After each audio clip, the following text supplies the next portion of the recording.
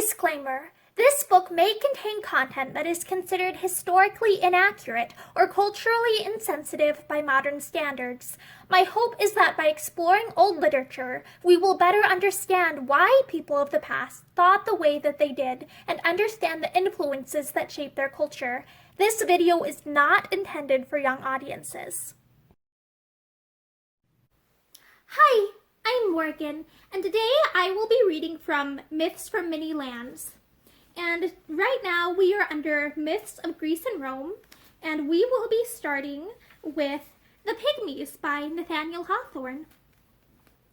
A great while ago, when the world was full of wonders, there lived an earthborn giant named Antaeus, and 1,000,000 or more of curious little earthborn people who were called Pygmies. The giant and these Pygmies, being children of the same mother, that is to say, our good old grandmother Earth, were all brethren and dwelt together in a very friendly and affectionate manner, far, far off in the middle of Africa. The Pygmies were so small, and there were so many sandy deserts and much high mountains between them and the rest of mankind, that nobody could get a peep at them oftener than once in 100 years. As for the giant, being of a very lofty stature, it was easy enough to see him, but safest to keep out of his sight. Among the Pygmies, I suppose, if one of them grew to the height of 6 or 8 inches, he was reckoned a prodigiously tall man. It must have been very pretty to behold their little cities, with streets 2 or 3 feet wide, paved with the smallest pebbles, and bordered by habitations about as big as a squirrel's cage. The king's palace attained to the stupendous magnitude of Periwinkle's baby house, and stood in the center of a spacious square, which could hardly have been covered by our hearth rug. Their principal temple, or cathedral, was as lofty as yonder bureau, and was looked upon as a wonderfully sublime and magnificent edifice. All these structures were built neither of stone nor wood. They were neatly plastered together by the pygmy workmen, pretty much like birds' nests, out of straw, feathers, eggshells, and other small bits of stuff, with stiff clay instead of mortar, and when the hot sun had dried them, they were just as snug and comfortable as a pygmy could desire. The country round about was conveniently laid out in fields, the largest of which was nearly of the same extent as one of Sweet Fern's flower beds. Here the Pygmies used to plant wheat and other kinds of grain, which, when it grew up and ripened, overshadowed these tiny people as the pines and the oaks and the walnut and chestnut trees overshadow you and me when we walk in our own tracts of woodland. At harvest time, they were forced to go with their little axes and cut down the grain, exactly as the woodcutter makes a clearing in the forest, and when a stalk of wheat, with its overburdened top, chanced to come crashing down upon an unfortunate pygmy, it was apt to be a very sad affair. If it did not smash him all to pieces, at least, I am sure, it must have made the poor little fellow's head ache. And oh, my stars, if the fathers and mothers were so small, what must the children and babies have been? A whole family of them might have been put to bed in a shoe, or have crept into an old glove and played at hide-and-seek in its thumbs and fingers. You might have hidden a year-old baby under a thimble. Now these funny Pygmies, as I told you before, had a giant for their neighbor and brother, who was bigger, if possible, than they were little. He was so very tall that he carried a pine tree, which was 8 feet through the butt, for a walking stick. It took a far-sighted pygmy, I can assure you, to discern his summit without the help of a telescope, and sometimes, in misty weather, they could not see his upper half, but only his long legs, which seemed to be striding about by themselves. But at noonday, in a clearer atmosphere, when the sun shone brightly over him, the giant Antaeus presented a very grand spectacle. There he used to stand, a perfect mountain of a man, with his great countenance smiling down upon his little brothers, and his one vast eye, which was as big as a cartwheel, and placed right in the center of his forehead, giving a friendly wink to the whole nation at once. The Pygmies loved to talk with Antaeus, and 50 times a day, one or another of them would turn up his head and shout through the hollows of his fist, "Hello, brother Antaeus! How are you, my good fellow?" And when the small, distant squeak of their voices reached his ear, the giant would make answer, "Pretty well, brother Pygmy, I thank you." in a thunderous roar that would have shaken down the walls of their strongest temple, only that it came from so far aloft. It was a happy circumstance that Antaeus was the pygmy people's friend, for there was more strength in his little finger than in 10,000,000 of such bodies as theirs. If he had been as ill-natured to them as he was to everybody else, he might have beaten down their biggest city at one kick, and hardly have known that he did it. With the tornado of his breath, he could have stripped the roofs from 100 dwellings, and sent thousands of the inhabitants whirling through the air. He might have set the immense foot upon a multitude, and when he took it up again, there would have been a pitiful sight, to be sure. But, being the son of Mother Earth, as they likewise were, the giant gave them his brotherly kindness, and loved them with as big a love as it was possible to feel for creatures so very small. And, on their parts, the pygmies loved Antaeus with as much affection as their tiny hearts could hold.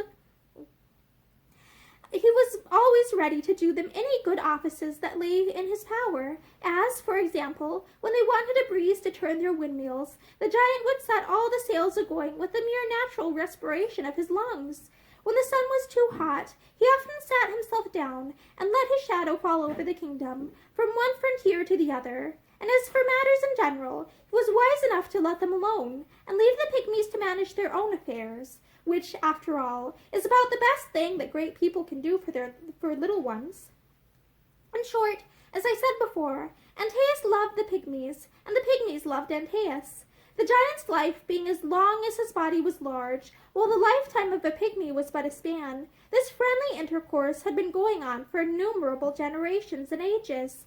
It was written about in the pygmy histories, and talked about in their ancient traditions. The most venerable and white-bearded pygmy had never heard of a time, even in his greatest of grandfather's days, when the giant was not their enormous friend.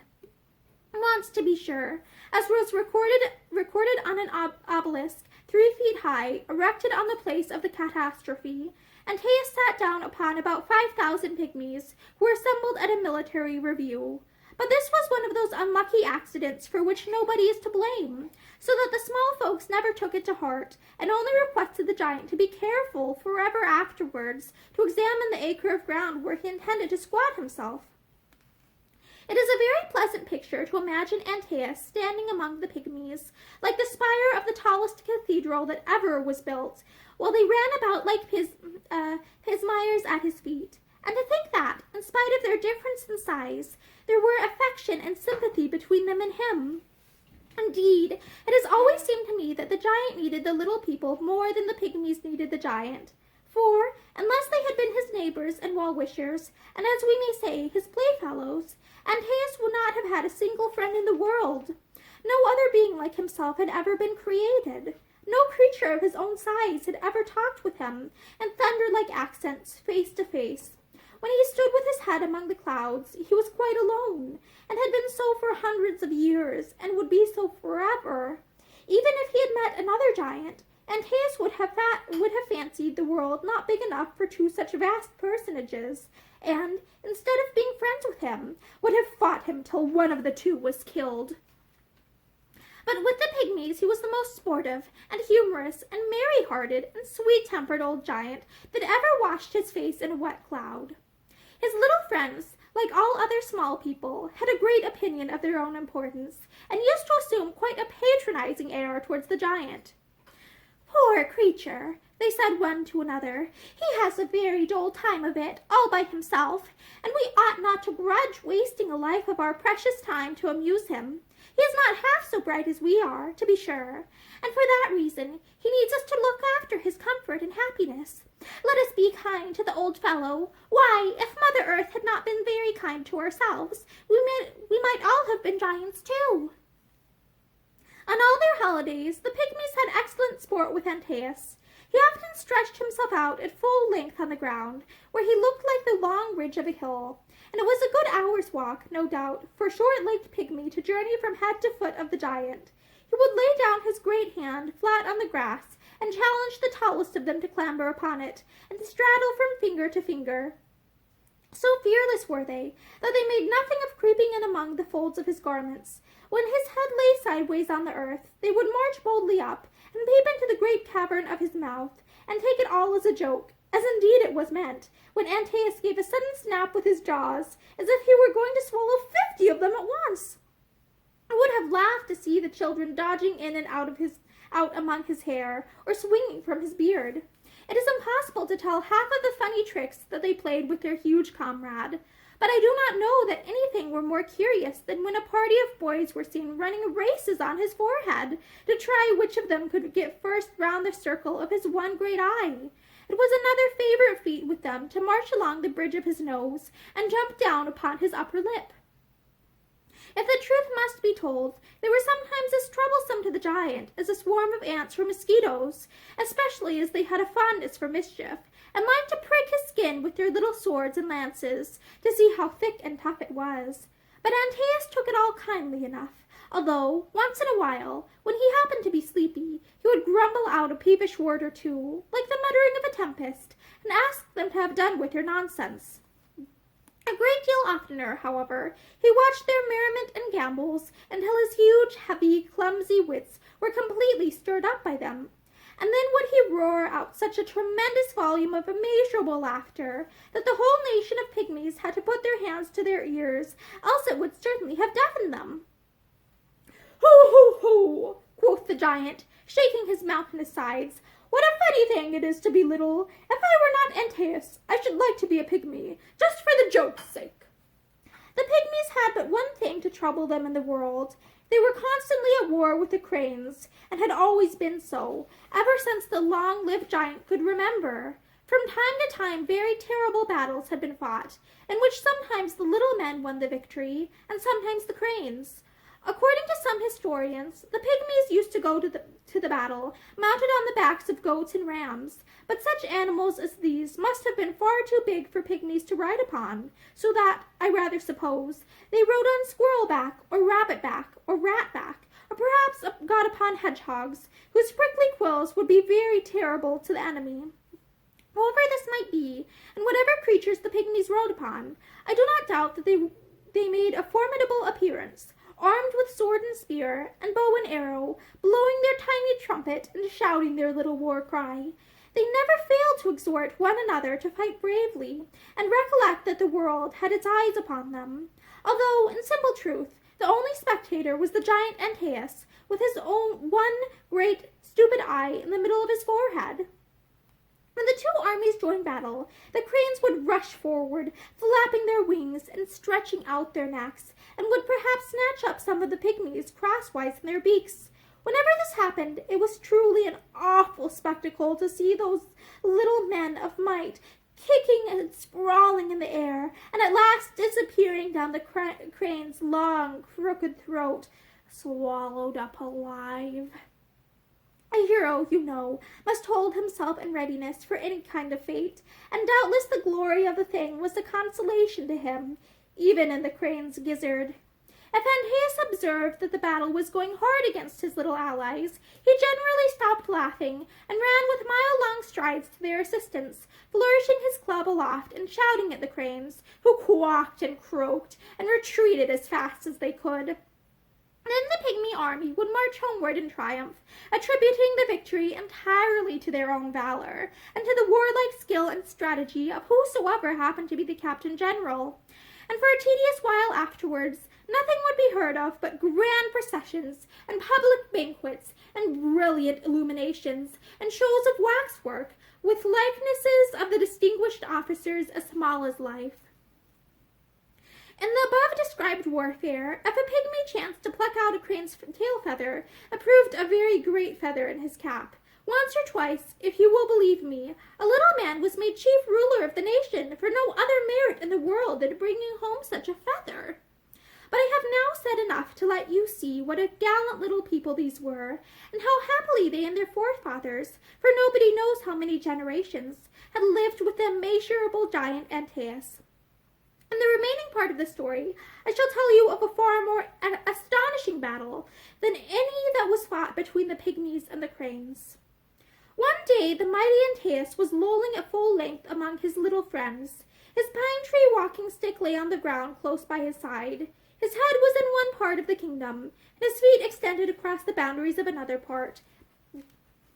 and he was taking whatever comfort he could get, while the pygmies scrambled over him, and peeped into his cavernous mouth, and played among his hair. Sometimes for a minute or two, the giant dropped asleep, and snored like the rush of a whirlwind. During one of these little bits of slumber, a pygmy chanced to climb upon his shoulder, and took a view around the horizon, as from the summit of a hill, and he beheld something a long way off, which made him rub the bright specks of his eyes, and look sharper than before. At first, he mistook it for a mountain, and wondered how it had grown up so suddenly out of the earth. But soon he saw the mountain move as it came nearer and nearer. What should it turn out to be but a human shape? Not so big as Antaeus, it is true, although a very enormous figure in comparison with pygmies, and a vast deal bigger than the men whom we see nowadays. When the pygmy was quite satisfied that his eyes had not deceived him, he scampered as fast as his legs would carry him to the giant's ear, and stooping over its cavity, shouted lustily into it, "Hello, brother Antaeus! Get up this minute, and take your pine tree walking stick in your hand. Here comes another giant to have a tussle with you." "Poh, poh," grumbled Antaeus, only half awake. "None of your nonsense, my little fellow. Don't you see I'm sleepy? There's not a giant on earth for whom I would take the trouble to get up." But the pygmy looked again, and now perceived that the stranger was coming directly towards the prostrate form of Antaeus. With every step he looked less like a blue mountain, and more like an immensely large man. He was soon so nigh that there could be no possible mistake about the matter. There he was, with the sun flaming on his golden helmet, and flashing from his polished breastplate. He had a sword by his side, and a lion's skin over his back, and on his right shoulder he carried a club, which looked bulkier and heavier than the pine tree walking stick of Antaeus. By this time, the whole nation of pygmies had seen the new wonder, and 1,000,000 of them set up a shout all together, so that it really made quite an audible squeak. "Get up, Antaeus! Bestir yourself, you lazy old giant! Here comes another giant, as strong as you are, to fight with you!" "Nonsense, nonsense!" growled the sleepy giant. "I'll have my nap out, come who may." Still the stranger drew nearer, and now the pygmies could plainly discern that, if his stature were less lofty than the giant's, yet his shoulders were even broader. And, in truth, what a pair of shoulders they must have been! As I told you a long while ago, they once upheld the sky. The pygmies, being 10 times as vivacious as their great numbskull of a brother, could not abide the giant's slow movements, and were determined to have him on his feet. So they kept shouting to him, and even went so far as to prick him with their swords. "Get up! Get up! Get up!" they cried. "Up with you, lazy bones! The strange giant's club is bigger than your own. His shoulders are the broadest, and we think him the stronger of the two." Antaeus could not endure to have it said that any mortal was half so mighty as himself. This latter remark of the pygmies pricked him deeper than their swords, and, sitting up in rather sulky humor, he gave a gape of several yards wide, rubbed his eye, and finally turned his stupid head in the direction whither his little friends were eagerly pointing.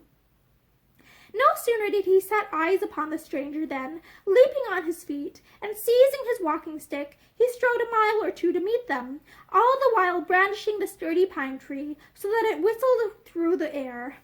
"Who are you?" thundered the giant, "and what do you want in my dominions?"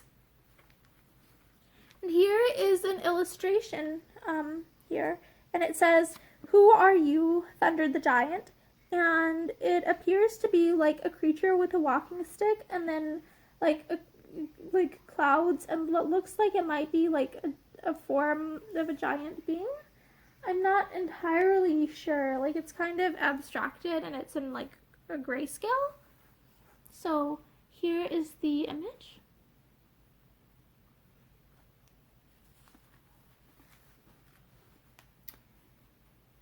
Thundered the giant, "and what do you want in my dominions?" "There is one strange thing about Antaeus, of which I have not told you, lest, hearing of so many wonders all in a lump, you might not believe much more than half of them. You are to know, then, that whenever this redoubtable giant touched the ground, either with his hand, his foot, or any other part of his body, he grew stronger than ever he had before. The earth, you remember, was his mother, and was very fond of him, as being almost the biggest of her children, and so she took this method of keeping him always in full vigor. Some persons affirm that he grew 10 times stronger at every touch. Others say that it was only twice as strong. But only think of it! Whenever Antaeus took a walk, supposing it were but 10 miles, and that he stepped 100 yards at a stride, you may try to cipher out how much mightier he was, on sitting down again, than when he first started. And whenever he flung himself on the earth to take a little repose, even if he got up the very next instant, he would be as strong as exactly 10 just such giants as his former self. It was well for the world that Antaeus happened to be of a sluggish disposition, and liked ease better than exercise, for if he had frisked about like the Pygmies, and touched the earth as often as they did, he would long ago have been strong enough to pull down the sky about people's ears. But these great lubberly fellows resemble mountains, not only in bulk, but in their disinclination to move. Any other mortal man, except the very one whom Antaeus had now encountered, would have been half frightened to death by the giant's ferocious aspect and terrible voice. But the stranger did not seem at all disturbed. He carelessly lifted his club and balanced it in his hand, measuring Antaeus with his eye from head to foot, not as if wonder-smitten at his stature, but as if he had seen a great many giants before, and this was by no means the biggest of them. In fact, if the giant had been no bigger than the Pygmies, who stood pricking up their ears and looking and listening to what was going forward, the stranger could not have been less afraid of him. "Who are you, I say?" roared Antaeus again. "What's your name? Why do you come hither? Speak, you vagabond, or I'll try the thickness of your skull with my walking stick." "You are a very discourteous giant," answered the stranger quietly, "and I shall probably have to teach you a little civility before we part.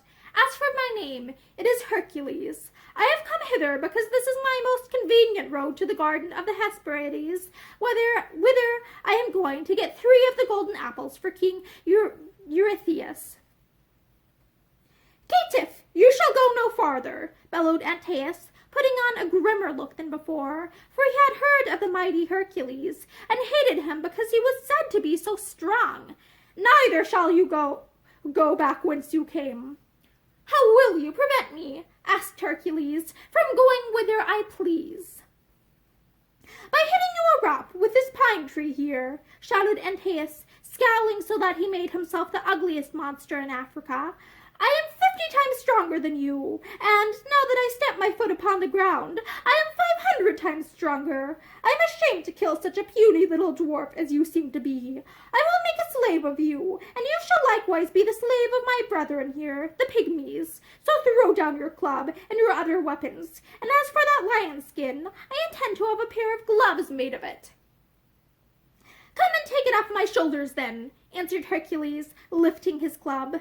Then the giant, grinning with rage, strode tower-like towards the stranger, 10 times strengthened at every step, and fetched a monstrous blow at him with his pine tree, which Hercules caught upon his club, and being more skillful than Antaeus, he paid him back such a rap upon the sconce that down tumbled the great lumbering man-mountain, flat upon the ground. The poor little Pygmies, who really never dreamed that anybody in the world was half so strong as their brother Antaeus, were a good deal dismayed at this. But no sooner was the giant down, than up he bounced again, with tenfold might, and such a furious visage as was horrible to behold. He aimed another blow at Hercules, but struck awry, being blinded with wrath, and only hit his poor, innocent Mother Earth, who groaned and trembled at the stroke.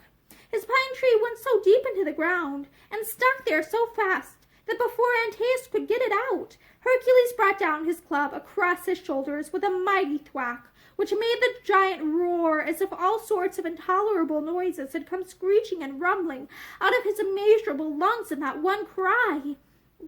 Away it went over mountains and valleys, and, for aught I know, was heard on the other side of the African deserts. As for the Pygmies, their capital city was laid in ruins by the concussion and vibration of the air, and, though there was uproar enough without their help, they all set up a shriek out they all set up a shriek out of 3 millions of little throats, fancying, no doubt, that they swallowed the giant's bellow by at least 10 times as much. Meanwhile, Antaeus had scrambled upon his feet again, and pulled his pine tree out of the earth, and all aflame with fury, and more outrageously strong than ever, he ran at Hercules, and brought down another blow. "This time, rascal," shouted he, "you shall not escape me." But once more Hercules warded off the stroke with his club, and the giant's pine tree was shattered in 1,000 splinters, most of which flew among the Pygmies, and did them more mischief than I like to think about. Before Antaeus could get out of the way, Hercules let drive again, and gave him another knockdown blow, which sent him heels overhead, but served only to increase his already enormous and insufferable strength. As for his rage, there is no telling what a fiery furnace it had now got to be. His one eye was nothing but a circle of red flame. Having no weapons but his fists, he doubled them up, each bigger than a hogshead, smote one against the other, and danced up and down with absolute frenzy, flourishing his immense arms about, as if he meant not merely to kill Hercules, but to smash the whole world to pieces. "Come on," roared this thundering giant. "Let me hit you but one box on the ear, and you'll never have the headache again." Now Hercules, though strong enough, as you already know, to hold the sky up, began to be sensible that he should never win the victory if he kept on knocking Antaeus down, for, by and by, if he hit him such hard blows, the giant would inevitably, by the help of his Mother Earth, become stronger than the mighty Hercules himself. So, throwing down his club, with which he had fought so many dreadful battles, the hero stood ready to receive his antagonist with naked arms. "Step forward," cried he. "Since I've broken your pine tree, we'll try which is the better man at a wrestling match." "Aha! Then I'll soon satisfy you," shouted the giant, for, if there was one thing on which he prided himself more than any another, it was his skill in wrestling.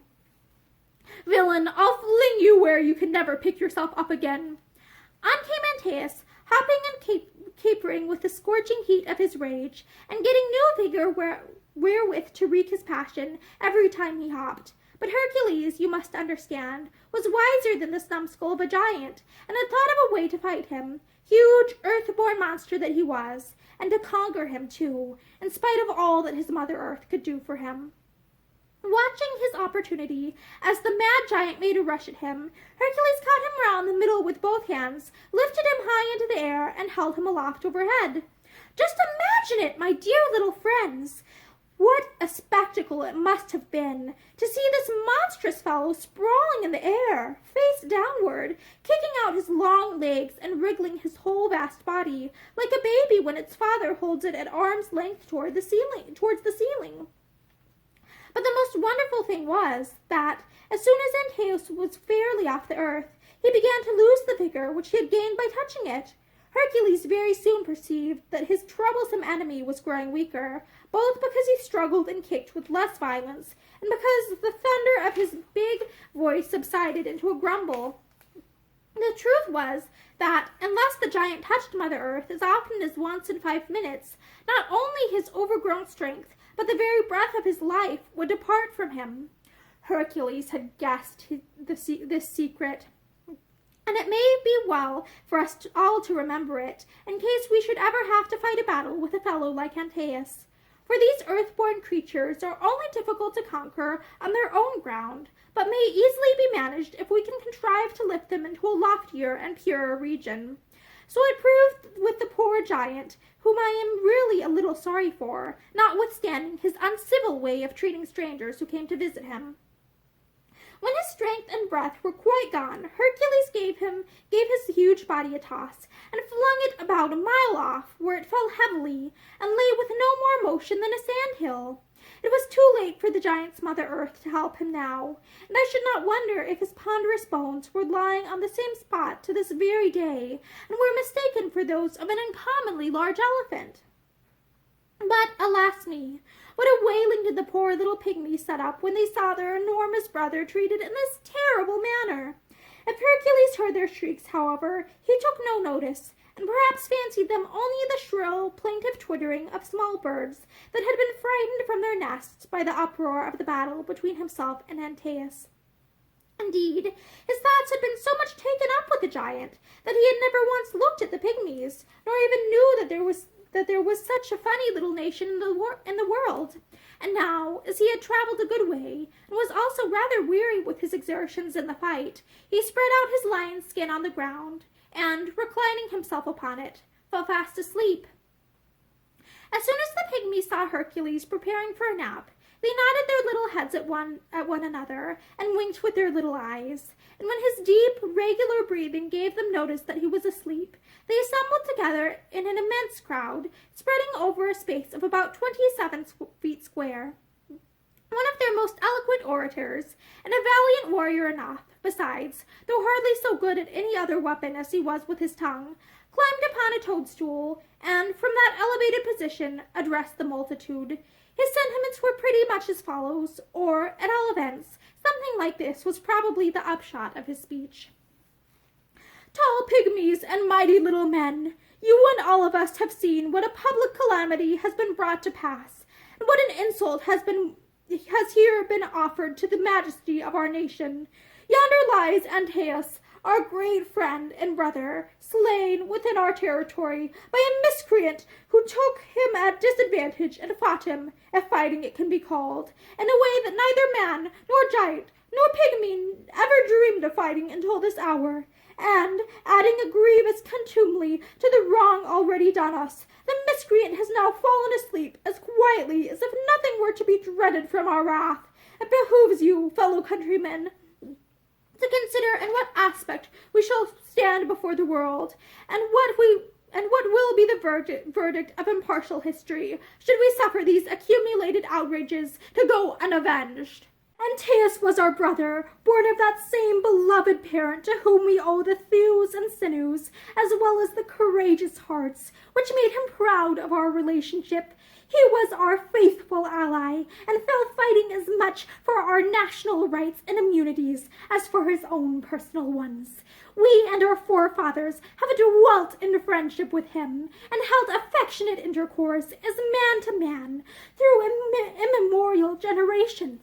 You remember how often our entire people have reposed in his great shadow, and how our little ones have played at hide-and-seek in the tangles of his hair, and how his mighty footsteps have familiarly gone to and fro among us, and never trodden upon any of our toes.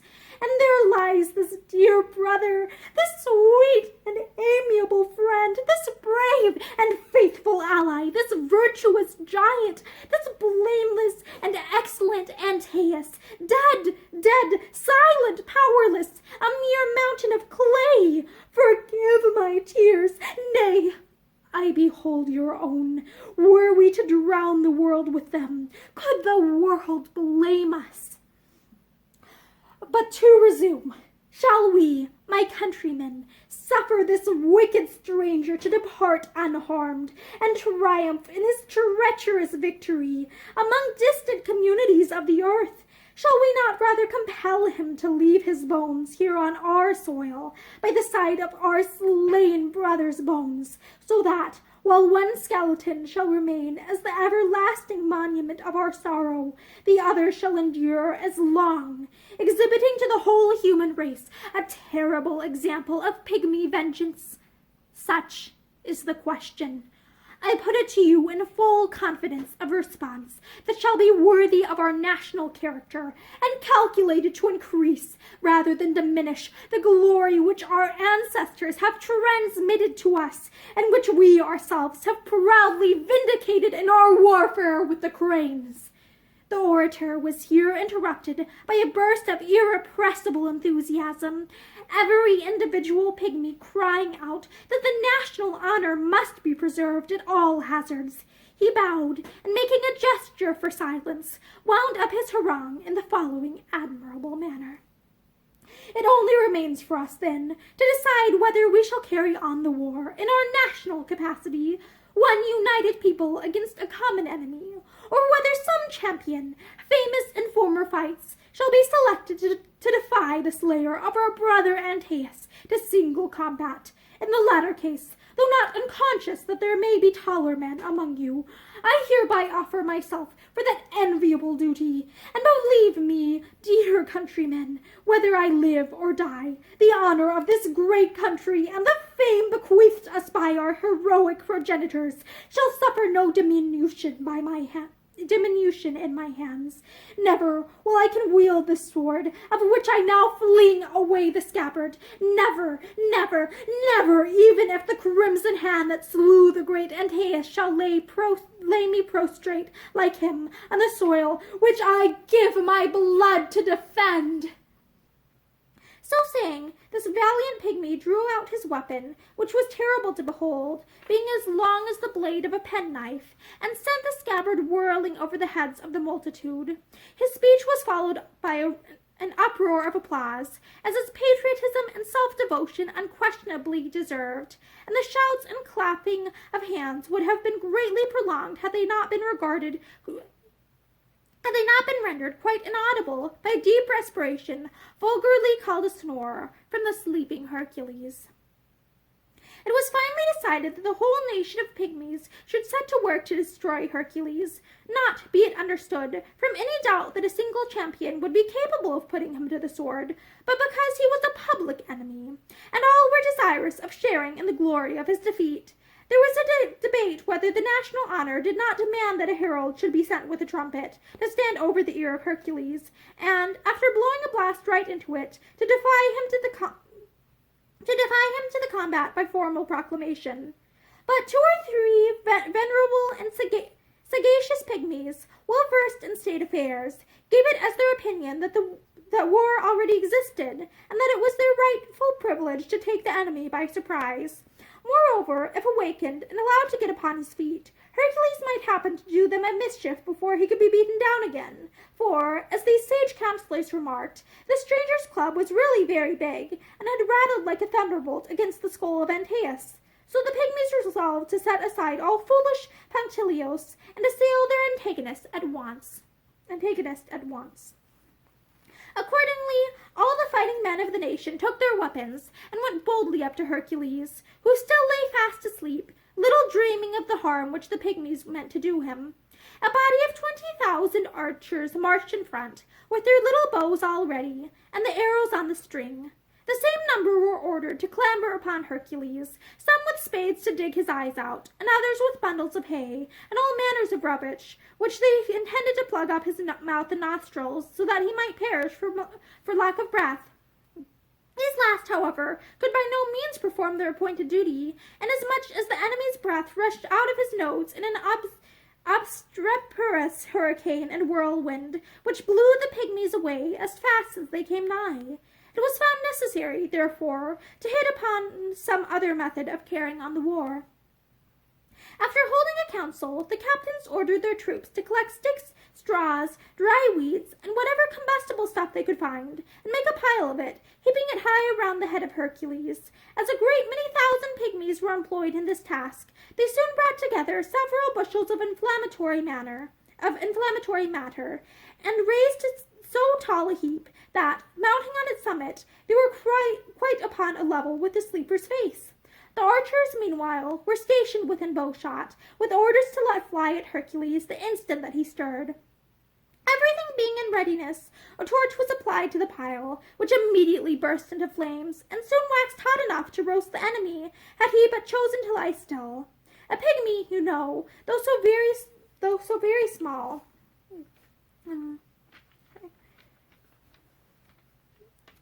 having trouble with these old pages, though so very small, might set the world on fire just as easily as a giant could, so that this was certainly the very best way of dealing with their foe, provided they could have kept him quiet while the conflagration was going forward.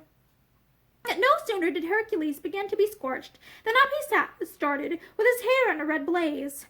"What's all this?" he cried, bewildered with sleep, and staring about him as if he expected to see another giant. At that moment the 20,000 archers twanged their bowstrings, and the arrows came whizzing, like so many winged mosquitoes, right into the face of Hercules. But I doubt whether more than half a dozen of them punctured the skin, which was remarkably tough, as you know the skin of a hero has good need to be. "Villain!"